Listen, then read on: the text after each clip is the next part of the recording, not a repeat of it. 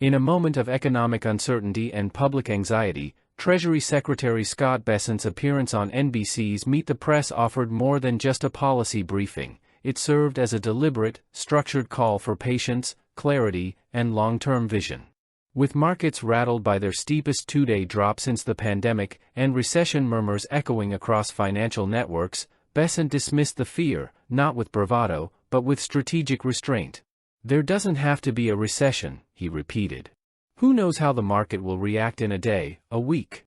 What we are looking at is building the long-term economic fundamentals for prosperity." Well, but this was the biggest two-day crash since the pandemic. The president on Saturday urging people, quote, to hang tough, saying it won't be easy. And I guess the big question on people's minds, Mr. Secretary, how difficult is it going to be? And how long are Americans going to have to hang tough? Well, I reject the assumption. There doesn't have to be a recession. Who knows how the market is going to react in a day, in a week. What we are looking at is building the long-term economic fundamentals for prosperity that I think the previous administration had put us on a course toward financial calamity.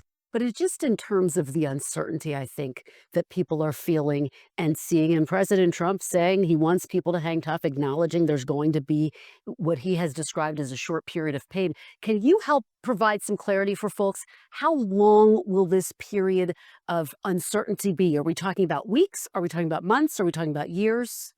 Uh, Again, this is an adjustment process. What we saw with President Reagan when he brought down the great inflation and we got past the Carter malaise, that there was some choppiness at that time, but he held the course, and we're going to hold the course.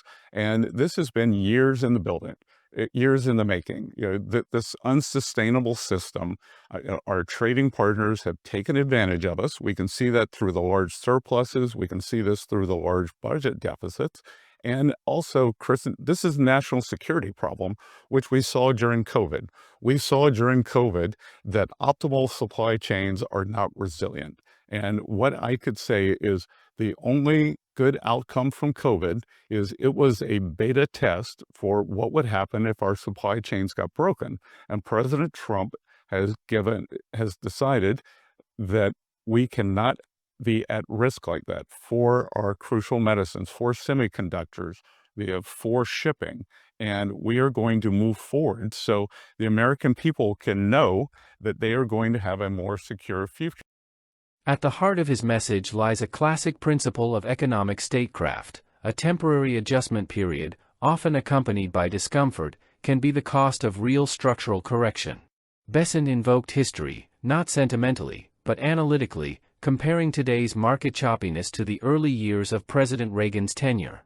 Then, it was the struggle against stagflation. Now, it is the imbalance of global trade and the fragility of critical supply chains. President Reagan held the course, Bessent said. We're going to hold the course. The course, as Bessent describes, is defined by the administration's aggressive push toward tariffs, imposed on up to 54% of trading partners, and an economic agenda aimed at recalibrating the nation's trading position. Nearly 70 countries have reportedly approached the U.S. in response to these moves, seeking tariff negotiations in light of what President Trump declared a Liberation Day for American industry. These conversations, Bessent admitted, will be tough. But to him, toughness is not the antithesis of progress, it is the gateway to it. He framed these negotiations not simply in economic terms but as matters of national security. The COVID-19 pandemic, he reminded the public, exposed how optimal global supply chains, those built for efficiency, proved brittle under stress. Medicines, semiconductors, shipping systems, all were compromised. From this emerged a conviction that reshoring critical production is not a luxury but a necessity. The only good outcome from COVID, Bessent noted with pointed pragmatism, is that it served as a beta test for what would happen if our supply chains broke. This narrative doesn't ignore the pain. It absorbs it and recontextualizes it. Market volatility, Bessent said, is not a collapse but a healthy correction.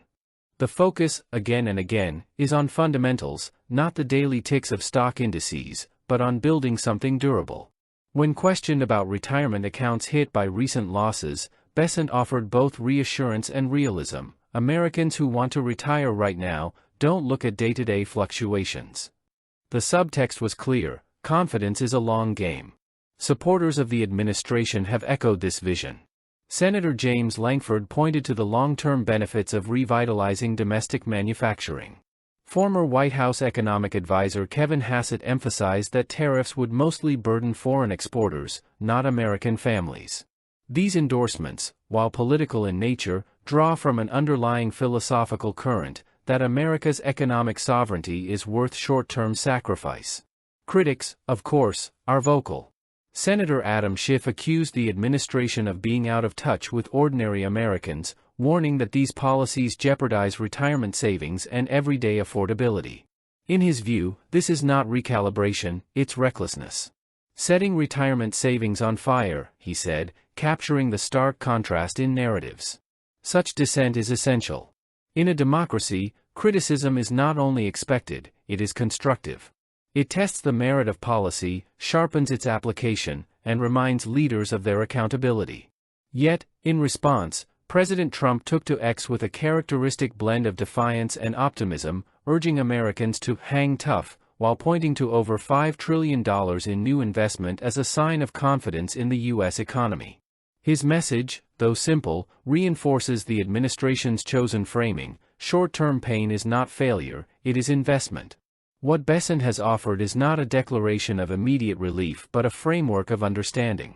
His rhetoric, grounded in analogies, historical precedent, and a systemic view of economics, aims to guide the public not just emotionally, but intellectually. He does not pretend to predict the week-to-week behavior of the market. Instead, he invites Americans to understand the deeper levers being pulled: trade balances, industrial policy, supply chain reform, and global renegotiation. Bessent's comments highlight a layered philosophy. First, they speak to the complexity of human nature in economic life, our desire for stability, our discomfort with uncertainty, and our hope for fairness. Second, they acknowledge the moral dimension of leadership, making difficult choices not for immediate applause, but for durable impact. And third, they underscore the conservative belief in the tension between free enterprise and national interest, between globalization and sovereignty, between spontaneity and structure. From a psychological lens, his approach reflects intellectual humility, an acceptance of the limits of economic forecasting, and an appreciation for the unpredictable dynamics of global markets. He does not dictate certainty but frames a reasoned argument for confidence, knowing well that persuasion is not domination but invitation. His tone remains respectful and composed, even when confronted with skepticism. That tone matters. Because clarity in communication, especially during crisis, is not just about relaying facts, it is about inspiring measured resolve. Bessent's vision, then, is not simply about tariffs or trade deficits. It is about reimagining a nation's economic posture in a world that has changed. The pandemic revealed vulnerabilities. Long-term trade policies revealed imbalances. The administration's response, however debated, is rooted in a structured attempt to confront these realities. Dialogue, here, plays a critical role. The public must have the space to question, to critique, and to voice concern. But within that, they must also be offered explanations that respect their intelligence and acknowledge their fears. In this, Bessent's messaging represents not only a defense of policy, but an invitation to understand it. This is not merely a political moment. It is a national reflection on what it means to be economically resilient. Whether history will vindicate this approach remains to be seen. But the method of explanation, honest, historical, layered, and grounded in both narrative and analysis, offers a model for how policy ought to be presented.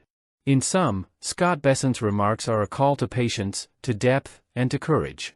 They challenge the public to look beyond daily headlines and to participate in a conversation about America's economic identity. That conversation, difficult as it may be, is essential. Because in dialogue, thoughtful, clear, and constructive, we find not just policy direction, but democratic strength. Thank you.